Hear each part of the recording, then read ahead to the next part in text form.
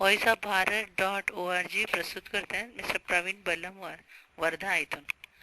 हां सर, बोला. मॅडम, वर्धा जिल्ह्याला कसं की जसं वर्धा जिल्हा हा गांधी जिल्हा आहे. हं, ठीक आहे. तिथे म्हणजे गांधीजीचं जवळपास ते आश्रम वगैरे सगळे आहे तिथे. हं, पण तिथे जो ड्रिंक जो प्रॉब्लेम आहे, ड्रिंक हं, तिथे बॅन आहे. हं, आणि बॅन असूनही तिथे एवढ्या मोठ्या प्रमाणात ड्रिंक विकल्या जाते. हं, इव्हन ती गांधी आश्रमच्या जवळ तिथे दारूभट्टी आहे, हे आहे. आणि त्याचं बॅन असल्यामुळे त्या युथ मध्ये तिथल्या जास्ती अशी त्या ड्रिंक बद्दल जास्ती हे आहे.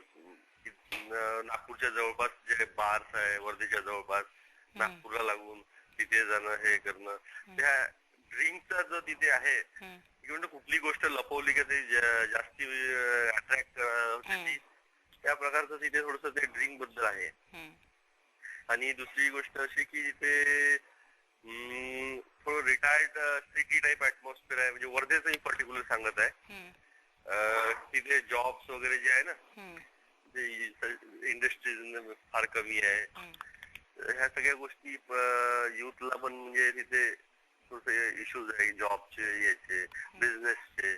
बिझनेस ही जे ट्रेडिशनल लोकांचे आहे तेच आहे. हं, नवीन बिझनेसेस चालत नाही, म्हणजे जे लावतात मुलं ते. हं. त्या युथच्या समस्या पर्टिक्युलरली वर्धा आणि वर्धा डिस्ट्रिक्टच्या जवळपास आहे. आणि शेतकऱ्यांच्या एवढ्या विशेष समस्या नाही आहे वर्धेला. हं. आणि परत बाकी तर असं एवढं काही आहे नाही तिथे वर्धा डिस्ट्रिक्ट मध्ये. एज्युकेशन किंवा एज्युकेशन एन्व्हायरमेंट वगैरे कशा प्रकारचं? एज्युकेशन व्यवस्थित आहे वर्धा डिस्ट्रिक्ट मध्ये. अच्छा.